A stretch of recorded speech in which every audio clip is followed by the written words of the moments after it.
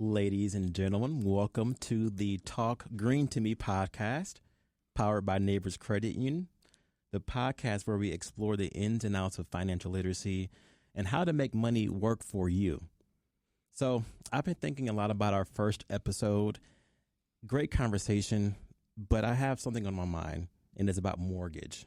So because of that, I invited three experts, special guests to talk about this topic. So first, I have William, but what do we call you? It's Bill. Bill. So you are our expert mortgage loan officer. How long have you been in the business? So I have been in the business about 20 years, 15 plus years in the mortgage side. Okay. Love to hear it. And then I have another guest, Pretty in Pink. That's it. I have Beth. Good to meet you. Good to meet you. How long as well. have you been in this industry? I've been a residential realtor for 6 years. Awesome. So you're an expert. You're a pro. That's why you're here. Prior to that, I worked for a manufacturing company as a comptroller for 15 years. So, and I handled the commercial sale of that business and that real estate. So, which led me into being a residential realtor. So with that being said, home is where the heart is. That's kind of our theme today. So Bill, I know that there are lots of intricacies when it comes to buying a home. And, you know, they say that the devil is in the details, right? But it seems like that's your favorite part. So talk about, how do people begin? Talk green to us about mortgage and the starting process. So a lot of times I think the best starting point for a lot of people is to call who's going to be your lender, try to go through the pre-approval process. It really gives you a leg up on, other buyers that are out there. And the literal meaning of pre-approval is at a stage before approval. I mean, that makes perfect sense, right? But what it means is your financial history has been reviewed by a lender. In this case, it would be me. So we already have an idea of where you're at and what you can afford and what looks good for you in your price range. So once we do that and we issue you a pre-approval letter on Neighbors letterhead, then you can take that to an agent and start shopping for your home. And most of these pre-approval letters are good for 90 days. When we get to that point and it's starting to get a little closer, we have our next conversation to decide what you're going to do, if you're finding anything, if we need to change anything on the pre-approval letter. But honestly, the main reason for these things, and they're so important because it's such a competitive market right now, and this is something that will actually give you a leg up. And in these trying times, as we all know, anything you can do. And like you said, in the details. And this is one of those details that you're going to start off a little better than most other people if you do your due diligence. So pre-approval, the stage before approval, that's pretty simple to understand, but it's still scary for first-time home buyers. So can you dispel just any rumors? Give us advice for people who are looking to buy. We know our credit, or we think we know our credit. Kind of dispel some rumors about what it takes to be pre-approved.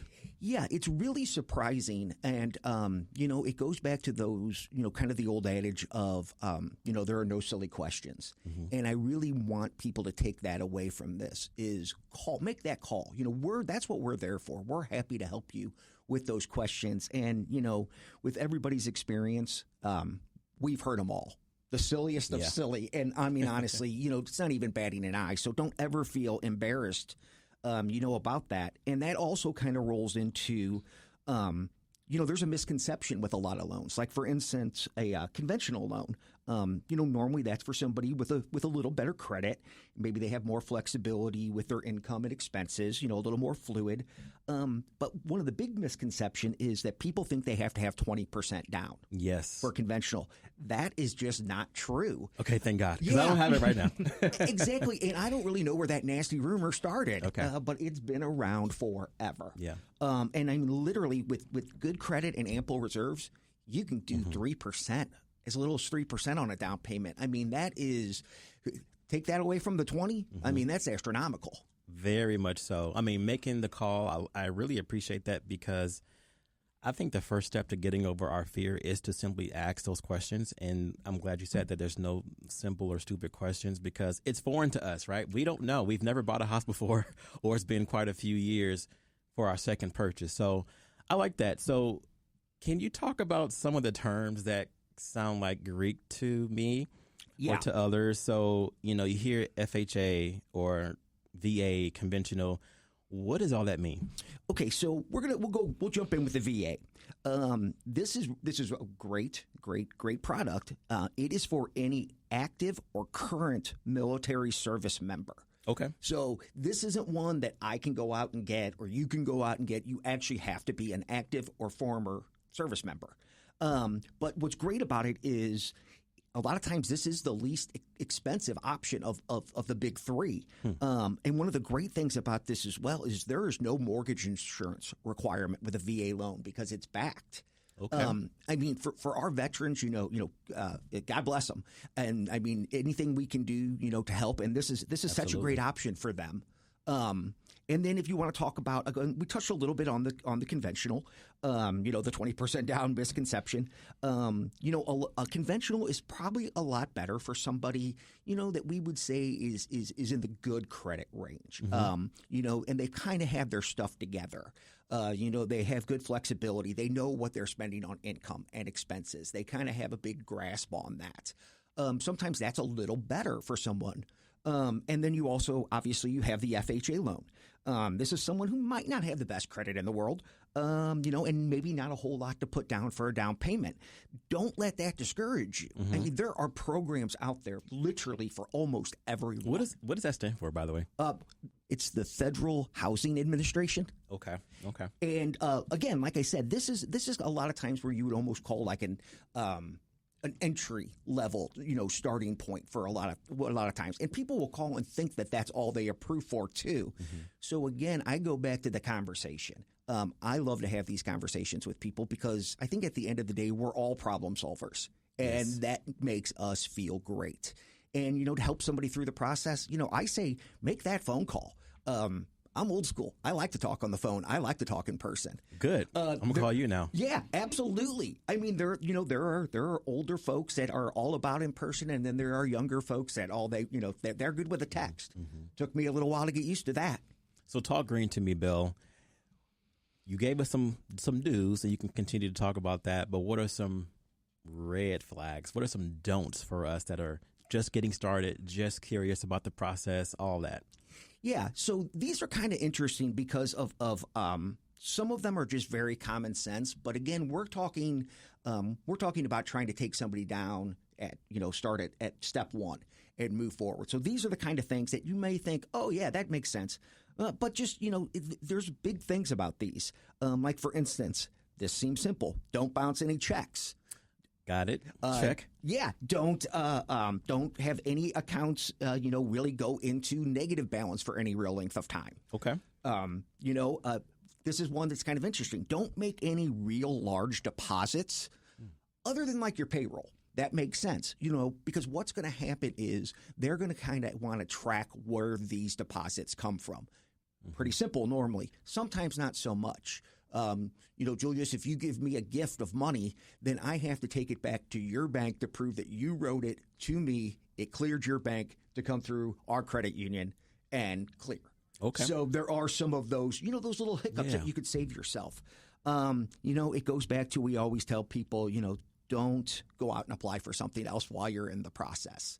So you're saying that if I'm applying for a mortgage, don't go and buy a convertible? Yeah. I have to wait for that. You have to wait. I know it's tough, especially I'm eyeing one right now. I know, and you're just going to have to pull on the reins just a little bit for a few more months. So let's talk about that. So what if I do have a don't, right? Sure. Does that completely disqualify me? Absolutely not. Okay. Like we were talking about with the large deposit, it just we put on our Sherlock Holmes hat and we do some investigating and we figure out where it came from, how it cleared. Gotcha. The large purchases are a little tougher, obviously, because that's going to affect your debt to income. And for everybody out there, that is what you make as opposed to what you owe and what you spend. And again, that's a great, conversation starter too. When you guys give me a call at Neighbors and I start going through those items with you. Okay. All right. Well, I mean, that makes a lot of sense. I mean, you really broke it down for us. And, with that being said, I do want to turn to Beth because Beth, you are on the ground as well, right? You're in the beginning process for lots of clients who are looking for a home and they often don't know what to look for. But then most customers do know they have a wide range of options that they may want in their first home. So talk to us about what you encounter in that journey for first-time home buyers. Well, first of all, I would encourage anyone who's considering buying a home to, after you connect with the lender, and possibly interview a couple of lenders, just like you would for any other position, and interview realtors as well. Talk to some realtors, find that connection, find someone that you really want to work with and that you have a good vibe for, and then connect your realtor with your lender, because we really are a team.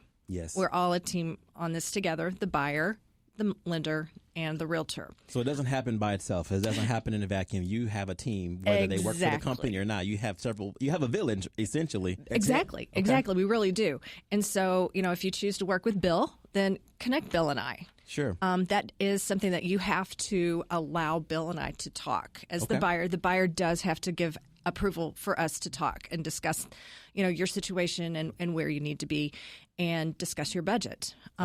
Obviously, during a buyer's consultation, I'm gonna talk to any potential buyer about their budget, what they're looking for in a home, where they want to be.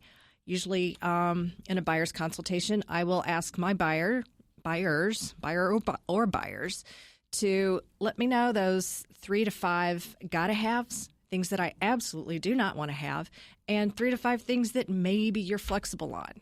Let's talk about where you work. Let's talk about your work situation. Do you work from home? Do you have the opportunity to work from home?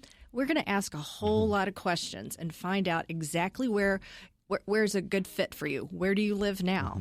Do you have kids? Are you okay with moving your kids into a different school district? Is that part of your goal? Makes a lot of sense. Exactly. 3 words for you. Okay. Location, location, location. Exactly. So that's what's important for people. So can you talk more about that? I mean, as a first-time home buyer, what should I be looking for in a house? I mean, do you have certain, options or preferences that you kind of share with your buyers? Well, in the buying process, part of what happens after, let's say that you make an offer on a home and it's accepted, you would go through a home inspection with a home inspector that you would hire and work on your behalf. So a lot of things would be discovered at that point. Once you've paid for a home inspection, we really don't want to back out unless it's something terribly, critically, massively wrong with the house, because you've made that investment in the home inspection. But there's things that we can look at ahead of time going into when we're looking at the house. We're going to look at basements. If there's a basement, we're going to look for foundation cracks. We're going to look at downspouts. We're going to make sure that the water is flowing away from the house. Those are going to prevent a lot of other issues with the home. Take a visual of the roof. Do we know it? If the roof is solid? Yeah. I'm not a roofer. Yeah. You're not a roofer. Yeah. But those are some things that we can take a look at. And then, what are you willing to take on? Are you willing to take on anything? Yeah. When you're talking, I'm thinking the process for buying a home can be very logical, right? You're looking at those things, making sure that the house is what it should be, per se. But home buying is also an emotional process. Very much so.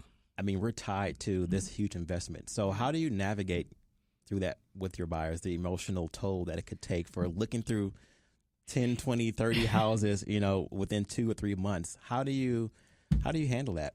Well, it is very emotional. And let's face it, buying your home is the largest purchase most people will make. It is a very personal, very intimate purchase. This is someplace where you're going to go home to, literally. Yeah. At the end of the day, this is where you're going to entertain. This is where you're going to have family holidays. You take this very seriously. That being said, it's easy to get very emotional about this. But at this point, this is when we break it down and decide what you can and can't live with, what you can and cannot live without, and does this house fit your lifestyle? Does this neighborhood fit your lifestyle? Now, what if it doesn't? So I'm excited about this house. I want this 4-bedroom, and I want it. How do you, guide us on not really overextending ourselves? That's where I work with Bill. Yeah. That's where the lender and the realtor really have to come together. Let's say, in this competitive market, it is not unusual to be in multiple offer situation. And have the conversation with Bill ahead of time. Find out if you need to offer $15,000 above the list price, what is that going to do for your budget? What does that equate to? I think most buyers would be really surprised to find out that $15,000 over any given price is really going to be less than about $100 per month. That's about the minimal. Can you give up a couple Starbucks a month? Can you give up going out for dinner? I just came from Starbucks, so I got to think about that. So let me ask both of you. Can you talk more about that? What are some telltale signs that the buyer is overextending themselves or maybe a bit over their head? Oh, that's pretty easy. Yeah. So, ours, we run a matrix. So, we always used to say the numbers are the numbers. That goes back to, you tell me what you make, Julius. That better be what Uncle Sam says that you make as well, because that's what we have to use. It goes the same way with your debts. That's why we pull a hard credit report to look at those numbers. And it's a matrix of how it comes out. I would encourage buyers to go ahead and after you're pre-approved, go ahead to that pre-qualification. And if you can, and if you've got the time to do it is before we're out looking at houses or before Saturday night when we want to make an offer on something. Talk to your lender about getting you through underwriting, because then me as the realtor gets to submit an offer with not just a pre-authorization letter, pre-approved letter, but a letter that is much stronger that says that you are definitely qualified for this amount of money. You have been through underwriting. We have verified your income. We have made all the verification. It's verified. So that's interesting. I mean, what is the difference between pre-qualify and pre-approval? Sounds like it's a green light either way, but I don't know. What is the difference? Well, it can be. It can be. But going back to like what we do at Neighbors, what I do is the pre-approval letter. And that again states that it's kind of been through underwriting already. I have verified your income. I've asked for, a couple of years of W-2s or pay stubs. I've done my due diligence on that side. The credit has been pulled. I have looked at those numbers and run it through the matrix to see literally what you can qualify for. And I know a lot of times too on those letters we do the a lot of times you can back into a number for somebody because they might not be sure what they can afford. So with the pre-approval, we've already done all that stuff. So when we hand you the letter, you can go to your realtor and you are, that's your purchasing power. You're good to go. But then again, we run into the, where your price point is. Well, and to be honest, it's not a good idea to go out and see anything that's above your price point. You've been pre-approved for $350. We don't need to be looking at houses that are at $425. Because in this market, the house that's listed at $425 is more than likely going to go under contract close to $450, if not higher. So let's cut to the chase. Let's not break any more dreams than we have to. True. I'm in agreement. But let's, and maybe it is that. On the other hand, maybe that house at $420, you're pre-approved for $350, and there's a house that's listed at $375, and it's been on the market for 3 or 4 weeks, close to a month. Yeah, let's go look at that one. Yeah, let's go check that one out. We've got some hopefully some room to move with the seller, but if it's the first weekend out, and it's the first weekend that house hit the market on Thursday, and on Saturday morning that's the one we're going to go see. It's going to be tough. It's going to be an uphill battle that night to get that contract and get that offer approved. Yeah. And going back to kind of the the people getting emotionally invested, it's not only with I fell in love with the house, I fell in love with the deck, I fell in love with the basement. It also goes the other way of when you make an offer and it's not accepted, people will lose it. Like it's a personal attack on them. Yeah. So that's being emotionally involved just on the other side. Because it is, like you nailed it on the head. It's such an emotional purchase. It is. It is. And I was out with a couple about a month ago. We wrote an offer, and we literally missed it by less than $7,000. Oh, man. And that was a month ago, and they still don't want to look at houses. They don't know that they may want to. They feel that they want to sit back for another year and wait. Yeah. That was their first offer. I really hope that over the next few months we can get them to come back to the table. But it's so emotional for some people that they can't get past. So what's your favorite part of the whole thing? Why do you do what you do? Oh, gosh, I love what I do. I love working with people. I love being a problem solver.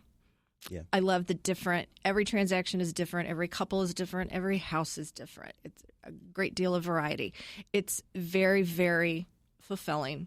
and I think Bill could attest to this as well, when you get a first-time home buyer into that house, when you find that house, you could look at 10, you could look at 3, you could look at 35 houses. But finding when you realize that you've made that click for them, and they find that house, and you're going down that path, it's extremely rewarding, and that's my favorite part. Yeah, 100%. Get that smile on your face, and you can't wash it off. And it's amazing. You know when you hit the door. That. Yes. I love to hear that. So let's fast forward. I worked with Beth. She was amazing. Thank you so much. Beth and Bill have been working tirelessly to help me get my new home. But before we close, you want to make sure that I protect this new dream of mine, this new asset. And that's where the expert, the one and only, the best in the Midwest, Mr. Travis comes in. So, Travis, you are an insurance advisor. Talk about your role in this industry, how long you've been doing it, and your favorite parts about it. Yeah, so I appreciate the introduction. So I've been in the business about 20 years, and one of the things I like best about helping people, reach that goal of buying their new home is there's a lot of risks with owning a home, and we have to kind of help manage those risks, and part of that is understanding the risks and knowing what options are out there to help you manage them and for the long term. So obviously, buying a home is an emotional choice, but a lot of people need help understanding the risks and what to do from there. So. Okay. Makes a lot of sense. So as a new home buyer, you want to make sure that we are protected well. And I think a lot of us have a general understanding on insurance. I mean, we have auto insurance, I'm sure. We previously had renter's insurance, possibly. So what is really the big deal about home owners insurance? And what should we look for when we talk about picking a policy? Yeah, just like anything else, I think, you pay for what you get, obviously. That's one of the common themes in life, not just home ownership or insurance. But so, lowest price isn't always the best option for you. You really want to kind of pay attention to, the coverages and the deductibles and not just that, but, the people you're working with, the professionals you're working with when it comes to, obtaining your insurance. I always advise everybody, take referrals from friends and family and find out who they're using and who they trust. And that's usually going to lead you to the best options. So. And I'm curious about that because although Bill and Beth worked really well together, I still want to be informed. So what kind of questions should I ask to an insurance agent or an advisor? What should I be looking for, and what are some gaps that you typically see? So one of the most common themes in insurance recently, over the last couple of years, has been how our insurance carrier is going to cover damage to the roof, right? So we have a lot of wind and hail damage in our area here in the Midwest. So that a lot of it kind of centers around that. So what a lot of insurance carriers have been doing is, finding ways to, offer value-based policies that maybe carve out some of that coverage, right? So that's important to know up front. If that's the kind of policy you want, that's fine. But again, it's better to know that up front. Yeah. The other, kind of the big three in the insurance world as far as homeowners insurance goes is flood insurance is not typically covered on your standard homeowners policy. Earthquake isn't covered, but you can always add it back on by endorsement. And then same thing for the backup of sewer and drain, or if the water backs up into your basement, that's actually not covered on a homeowner's policy. Again, unless you make sure and buy it back on with an endorsement. So again, some professionals are already ahead of the game and will help you with that. Other times, if you've got a value-based option in front of you, it may not have that coverage, and you want to make sure and check for it. It sounds like it works kind of like auto. You can buy the basic version, but also there are things you can add on top of that to help you be more protected. Am I understanding that right? Yeah, absolutely. That's basically it. And again, reach out to those quality insurance agents and professionals, and they should be able to help you with it. Okay. So I always like to, this podcast, we say we talk green, right? And we want to make things simple, easy to understand. It's a financial literacy podcast. And I always like to demystify the terms that are out there, the jargon, because sometimes it's just unknown to most. So when we talk about cash value, replacement, it sounds great, I guess. What does that mean? Yeah. So two basic policies in the homeowners insurance world is actual cash value or ACV policies and replacement cost or reconstruction cost policies. So the big thing for first-time home buyers is that you need to know that your mortgage company is going to require you to have a reconstruction value policy. So actual cash value policies aren't even going to meet the requirement for your mortgage, number one. ACV or actual cash value policies are typically used more, for investment property owners and things like that. So, Okay. But basically, ACV means they would just insure the home for the market value instead of actually being able to rebuild it if something happens to it. So, Okay. and a lot of times the cost isn't a lot of different. So, sometimes it's again, you pay for what you get, but oftentimes the reconstruction value policies are similar in cost. Yeah. And my next question is for really any of you. If I'm buying a home, do I have to pay for my insurance separately and then pay for my loan separately? Like, how does all that work and tie together, if it does at all? Yeah, that's a good question. So your escrow account typically will pay for the homeowner's insurance, and so your mortgage company will bill you whatever the monthly breakdown of your annual cost of the homeowner's insurance policy is. So it's not like you have to pay for that full year up front or anything like that. So that works into the closing costs, I believe. Yeah, it does. And we break it out when we do the early disclosure for folks. So, it's not one of those things that sneaks up on you. Okay. You kind of know from Jump Street what's Yeah. going on. Good, So good, it good. is nice. And, a lot of folks don't have the lump sum when that premium comes due. So the escrow is, just taking parts of it for, each Okay. of the month. Okay. I really think it's a great way to go about it. It makes me scared when people don't. Well, listen, Yeah. I like scary movies, but I don't like scary mortgages. Yes. So I want to know exactly what's happening. So you're saying that it can be all rolled into one payment. And, of course, there are details that I can look at to see how it's broken up and broken down. Yeah, and what we like to do too is, we've done it for people before where we kind of make a sample disclosure. Okay. And we use, X, Y, and Z for our numbers. Okay. So we can say, Julius, this is what your insurance going to be. We're going to divide it by 12. You're going to have a 2-month cushion. This is what you're looking at monthly. Okay. I know that's a lot, and it's a little over, people's heads, but that's where those conversations again come in. And having, like two folks like these, on your team, it's great because somebody might call Travis who may not know about a lender. And I know for sure we do it all the time. It's like, God, do you know a good agent? Mine wasn't a good fit. Do you know a good insurance guy? I'm actually going to have somebody call Travis probably later today that's not happy with their insurance. It really goes back to that relationship. Okay. So, Travis, how often do you talk to the realtor or the loan officer? Like, what does that relationship look like from your perspective? Sure. Yeah. So usually, kind of the way the process works here is after figure out what property you're looking at, and hopefully at that point have had a pre-approval.